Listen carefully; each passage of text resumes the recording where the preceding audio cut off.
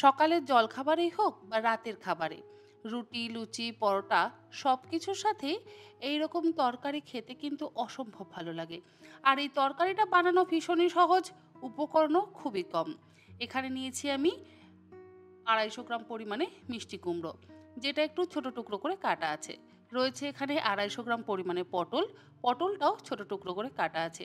আর 250 গ্রাম পরিমাণে নিয়েছি আলু। আলু, মিষ্টি কুমড়ো আর পটল সব কিছু সম পরিমাণে কিন্তু ব্যবহার করা হয়েছে। এবারে রান্নাটা করবার জন্য কড়াইতে দিয়ে দেব 3 টেবিল চামচ পরিমাণে সর্ষের তেল। যে কোনো বাঙালি রান্না কিন্তু সর্ষের তেলে স্বাদ ভালো হয়। 3 টেবিল চামচ পরিমাণে সর্ষের তেল দিয়ে তেলটাকে খুব ভালো করে গরম করে নিতে হবে। তারপরে ফোড়নে দিলাম দুটো ফাটিয়ে নেওয়া শুকনো লঙ্কা, আর দিলাম হাফ চা চামচ পরিমাণে 5 ফোড়ন। গ্যাসের ফ্লেমটাকে মিডিয়ামে করে দিয়ে 15 থেকে 20 সেকেন্ড ফোড়নটাকে ভালো করে ভেজে নেওয়ার পর ফোড়নের থেকে যখন সুন্দর গন্ধ বেরোতে শুরু করবে, তখন এর মধ্যে চৌকো টুকরো করে কেটে নেওয়া আলুগুলো দিয়ে দিলাম। গ্যাসের ফ্লেমটাকে মিডিয়াম টু হাইতে করে দিয়ে আলুর টুকরোগুলোকে মিনিট 3 সময় ধরে ভালো করে ভেজে নেব। মিনিট 3 আলুর টুকরোগুলো ভাজা হয়ে যাওয়ার পর এর মধ্যে দিয়ে দিচ্ছি চৌকো টুকরো করে কেটে নেওয়া পটল। আলু, মিষ্টি কুমড়ো এবং পটল 3টে সবজি কিন্তু একই রকমভাবে কাটা হয়েছে। আরও 3 মিনিট সময় ধরে আলু আর পটলগুলোকে ভালো করে ভেজে নিচ্ছি।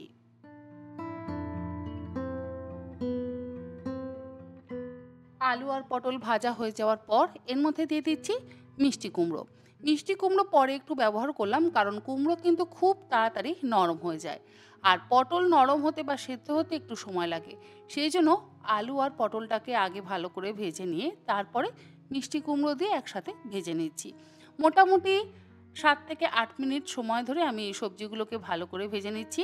সবজি যদি কাঁচা থাকে তাহলে কিন্তু আবার খেতে ভালো লাগে না। আর যেহেতু সম্পূর্ণ নিরামিষ রান্না, সেই জন্য একটু যদি হিং ব্যবহার করা হয় তাহলে স্বাদ এবং গন্ধ দুটোই ভালো হয়। হিং আমি ফোড়নে ব্যবহার করিনি। সবজিগুলো ভাজবার সময় হাফ চা চামচ পরিমাণে হিং দিয়ে দিলাম। স্বাদ অনুসারে লবণ দিয়ে দিলাম। এরপরে সমস্ত কিছু আবারও একসাথে ভালো করে মিশিয়ে ভেজে নিচ্ছি। আর যাদের হিং খেতে আপত্তি বা হিং খেতে সমস্যা, তারা অবশ্যই হিংটাকে অ্যাভয়েড করতে পারেন। তবে একবার হিং দিয়ে রান্না খেয়ে দেখবেন, স্বাদ কিন্তু অসম্ভব ভালো হয়। এদেশি বাড়িতে হিঙের ভীষণভাবে প্রচলন আছে। মোটামুটি 7 থেকে 8 মিনিট সময় ধরে সমস্ত সবজি ভালো করে ভাজা হয়ে যাওয়ার পর এর মধ্যে দিয়ে দিলাম হাফ চা চামচ পরিমাণে হলুদ গুঁড়ো। হলুদ গুঁড়ো খুব বেশি ব্যবহার করবার প্রয়োজন নেই। হলুদ গুঁড়ো দিয়ে আবারও একসাথে ভালো করে মিশিয়ে ভেজে নিচ্ছি। এছাড়া কিন্তু আর কোনো রকম মশলা এর মধ্যে ব্যবহার করব না, শুধু ব্যবহার করব অল্প একটু আদা বাটা। আমি হাফ চা চামচ পরিমাণে আদা বাটা দিলাম। হিংও দিয়েছি হাফ চা চামচ, হলুদও দিয়েছি হাফ চা চামচ, আর আদা বাটাও দিলাম হাফ চা চামচ। রান্নাটা ভীষণই সহজ। যারা নতুন রান্না শিখছেন তাদের জন্য কিন্তু এই রান্নাটা ভীষণই ভালো। 5-6টা কাঁচা লঙ্কা দিয়ে দিলাম। অবশ্যই কাঁচা লঙ্কাটা কিন্তু আমি চিড়ে ব্যবহার করেছি।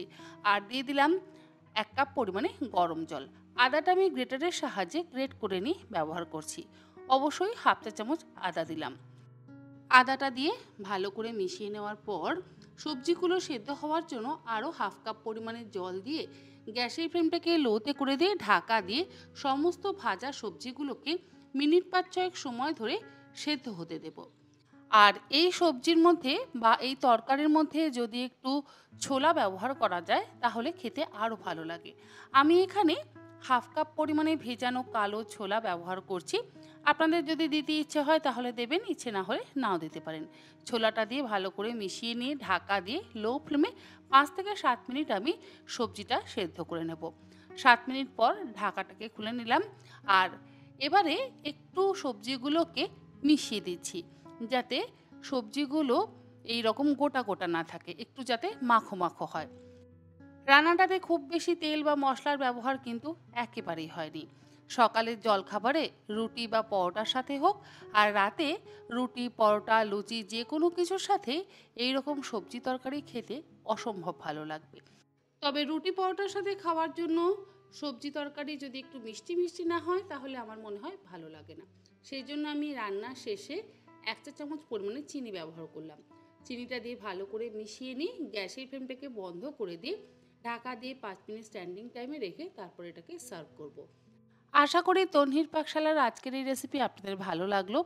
ভালো লাগলে অবশ্যই আপনারা বাড়িতে কিন্তু এইরকম রান্না করতেই পারেন। আর যারা এখনও এরকম রান্না করেননি, তারা অবশ্যই একবার অন্তত এরকম রেসিপি বাড়িতে বানিয়ে খান। দেখবেন বারবার বানাতে ইচ্ছে করবে। আজ তাহলে এই পর্যন্ত। আবার হাজির হয়ে যাব অন্যদিন অন্য কোনো নতুন ধরনের রেসিপি নিয়ে। ভালো থাকবেন, সুস্থ থাকবেন। ধন্যবাদ।